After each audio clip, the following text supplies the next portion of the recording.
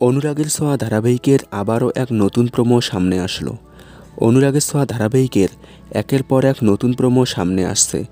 সম্প্রতি নতুন প্রোমোতেই দেখা গিয়েছিল দীপা জানতে পেরেছে যে সোনা তার আরেক যমজ মেয়ে।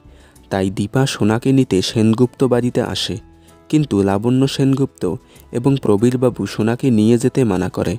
বলে সোনা ছাড়া সূর্য বাঁচবে না, তুমি সোনাকে নিয়ে যেও না, আমি তোমার কাছে হাত জোর করছি। দীপা বলে আমি সোনাকে ছাড়া অসম্পূর্ণ, আমি সোনাকে নিয়ে যাবই। তারপর লাবণ্য সেন এবং প্রবীর সেনগুপ্ত দীপাকে 7 দিনের সময় দিতে বলে। তারা বলে সোনাকে তুমি 7 দিনের জন্য আমাদের কাছে রেখে যাও। দীপা অনিচ্ছাকৃতভাবে তাদেরকে 7 দিনের সময় দেয় এবং বলে আপনারা এই 7 দিনের মধ্যে যে কোনো একটা ব্যবস্থা করবেন, না হলে আমি 7 দিন পরে এসে সোনাকে নিয়ে যাব।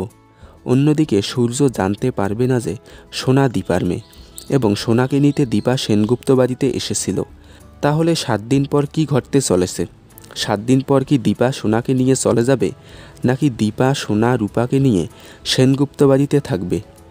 ঠিক কি ঘটতে চলেছে অনুরাগের ছোঁয়া ধারাবাহিকে, তাই দেখতে চোখ রাখুন স্টার জলসার পর্দায়।